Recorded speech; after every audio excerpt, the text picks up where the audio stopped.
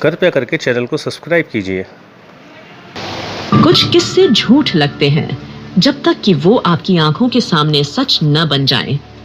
Inspector Joshi के दिमाग में यही बात बार बार घूम रही थी, क्योंकि जिस केस को वो बचकानी कहानी समझ रहे थे, अब वो उनकी नींदें उड़ाने लगा था। पुलिस स्टेशन में जब वो आदमी आया जिसका कुछ दिन पहले एक्सीडेंट हुआ था और जिसकी कार अचानक हवा में उड़ गई थी, उसको देखकर असिस्टेंट रघु ने उसको फौरन पहचान लिया था। तभी असिस्टेंट रघु उस आदमी के पास जाता है और उससे पुलिस स्टेशन में आने की वजह पूछता है, जिस पर वो आदमी असिस्टेंट रघु से यह कहता है कि वो इंस्पेक्टर जोशी से मिलने आया है। इसके बाद असिस्टेंट रघु उसे बताता है कि जोशी सर अभी किसी इम्पोर्टेंट मीटिंग में है और उनसे मिलना अभी पॉसिबल नहीं है। तुम्हें जोशी सर से जो भी काम है वो तुम मुझे बता सकते हो, मैं इस सर को बता दूंगा। फिर वो आदमी असिस्टेंट रघु को अपने एक्सीडेंट और उस लड़की के बारे में पूछता है, जिसके जवाब में असिस्टेंट रघु उस आदमी से यह कहता है कि हमें अभी तक कुछ पता नहीं चला है, जैसे ही हुए कुछ चलेगा हम तुम्हें बुलवा लेंगे। तब तक इंस्पेक्टर जोशी आ जाता है और वो दूर से ही अपने असिस्टेंट रघु को उस आदमी से बात करते हुए देख रहा होता है। तभी असिस्टेंट रघु आगे उस आदमी से कहता है, इसलिए अब तुम यहाँ से जाओ। इतना कहकर असिस्टेंट रघु वहां से चला जाता है, मगर वो आदमी अभी भी वहीं खड़ा होकर खुद से बड़बड़ाता है, पता नहीं ये पुलिस क्या कर रही है जो अब तक उस लड़की का पता नहीं लगा पाई। पता नहीं अब आगे क्या होगा, यह लोग उस लड़की को कभी ढूंढ भी पाएंगे। वो आदमी यह सब बड़बड़ाता हुआ पुलिस स्टेशन से बाहर चला जाता है। इसके बाद इंस्पेक्टर जोशी भी अपने केबिन के अंदर चला जाता है। इंस्पेक्टर जोशी अपनी चेयर पर बैठा होता है कि तभी उसका असिस्टेंट रघु कुछ फाइल्स लेकर उसके केबिन में आता है और इंस्पेक्टर जोशी को देखकर उससे कहता है, अरे सर, आप कब आए और आपकी मीटिंग कैसी रही? तभी इंस्पेक्टर जोशी उससे झुंझलाते हुए थोड़े गुस्से में कहा है, क्यों, क्या अब मुझे तुम्हें बताकर या तुमसे पूछकर यहाँ आना पड़ेगा?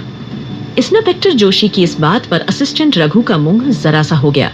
तभी उसने इंस्पेक्टर जोशी से कहा, नहीं सर, मेरा वो मतलब नहीं था, वो तो मैं यूं ही पूछ रहा था क्योंकि मुझे लगा मीटिंग देर तक चलेगी तो आप देर से आएंगे। असिस्टेंट रघु की इस बात पर इंस्पेक्टर जोशी ने फिर से उससे झुंझलाते हुए कहा, हाँ, वो मीटिंग जल्दी खत्म हो गई। इसीलिए इंस्पेक्टर जोशी को यूं देख असिस्टेंट रघु ने उससे कहा, सर, क्या मैं आपके लिए चाय लाऊं इस पर? इंस्पेक्टर जोशी ने असिस्टेंट रघु से कहा, नहीं। इसके बाद इंस्पेक्टर जोशी ने अपने असिस्टेंट रघु से पूछा, वैसे वो आदमी यहाँ क्यों आया था जिसका कुछ दिन पहले एक्सीडेंट हुआ था? इस पर असिस्टेंट रघु ने इंस्पेक्टर जोशी से कहा, कुछ नहीं सर, वो आपसे मिलने आया था।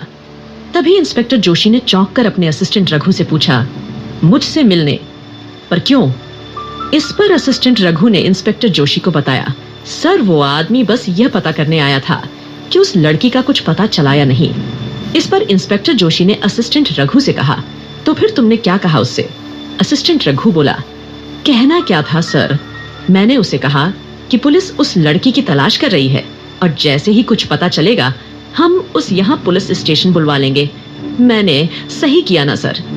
इस पर इंस्पेक्टर जोशी अपने असिस्टेंट रघु से कहता है, हाँ, सही किया तुमने। तभी इंस्पेक्टर जोशी ने कहा, पता नहीं ये क्या हो रहा है, पता नहीं वो लड़की कौन है और कहाँ है। इतनी कोशिशों के बाद भी हम लोग अभी तक उस लड़की का ना तो कुछ पता लगा पाए हैं और ना ही हमें उस लड़की का कोई सुराग मिल पाया है।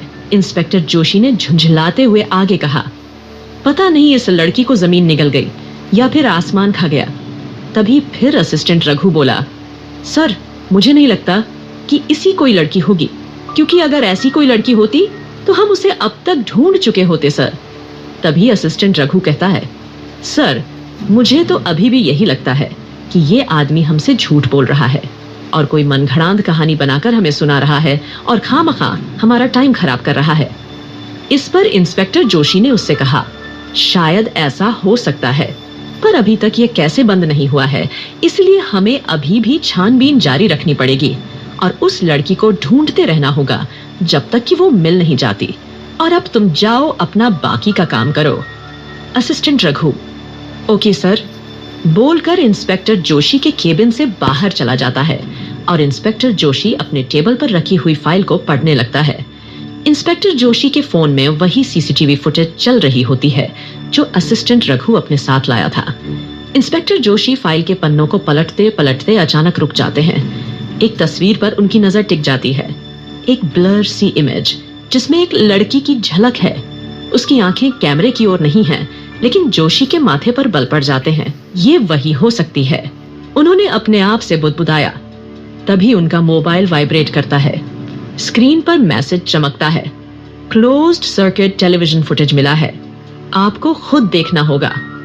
इंस्पेक्टर जोशी अपनी कुर्सी से उठते हैं और कोट पहनते हैं और जाते जाते खुद से कहते हैं, अब ये खेल सिर्फ केस नहीं रहा, अब ये एक जवाब की तलाश है। जिसके वजूद पर शक था, अब उसकी तलाश में पूरी पुलिस हरकत में थी, क्योंकि कुछ अलौकिक सच सबूतों में दर्ज होने लगे थे